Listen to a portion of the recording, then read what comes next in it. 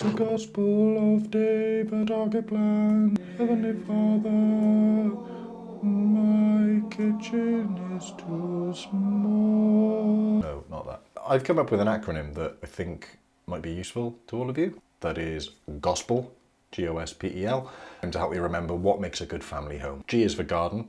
Obviously, most families want a decent garden space.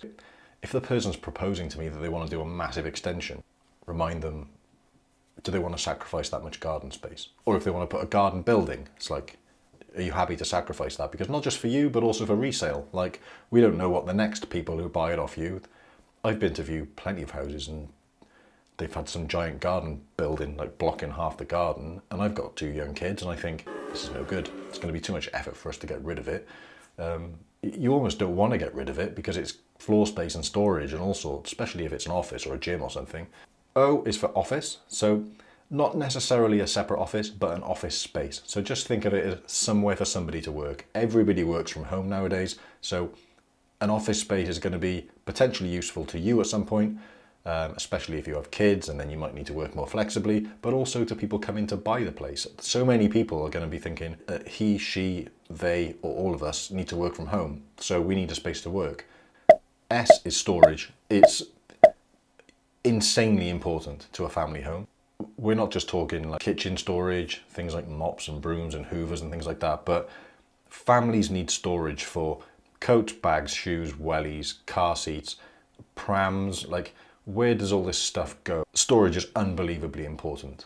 And speaking as someone who lived in a house with not enough storage, it's dreadful. It's really, really stressful. So it's always something that's top of mind when I'm speaking to new clients. Storage, storage, storage. P is for playroom. Again, it doesn't necessarily have to be a separate playroom, but an area for play. And it doesn't matter if you're not having kids or you don't think you are just yet, the person that's going to buy your house eventually will be looking for that. Kids can keep all their toys and they're not in full view of everybody all the time. They could make a mess and it doesn't make a mess of the kitchen, for example. A defined play area, or at least the potential for that. E is for ensuite.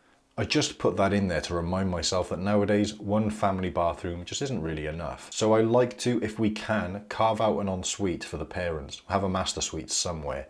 Again, it'll be great for you, but it'll also be attractive to buyers as well. If you're buying a house to do it up and you want to make some money on it, use this acronym because all of these things are going to be valuable to most people. So just try to either get them in the space, try to either make these areas in the space, or at least leave the potential open that the next person could do it. And the last one is L, which is laundry room. I could have said utility, but gospel isn't a word. So gospel, the L is laundry room.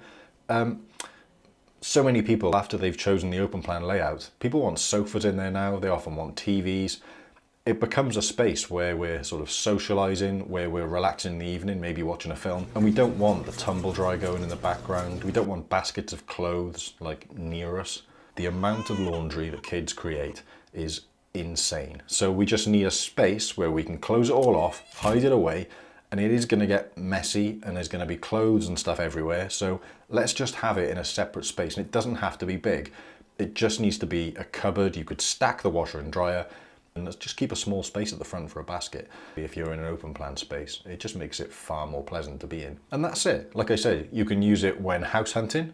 Just, does this have the potential for all of these things? You can use it when renovating, just thinking, if we're renovating to make money, then these things are going to make it attractive to most people. If you're renovating for yourself, it's just helpful to jog your memory. Like, what do we actually need from the space? Do we need that? I use it on every single one of my design meetings. I don't necessarily write it on the screen or on my sketches, but I do have it in the back of my mind while I'm talking to people. Let me know if this is any help to you, and I will see you on the next one. Ta-da!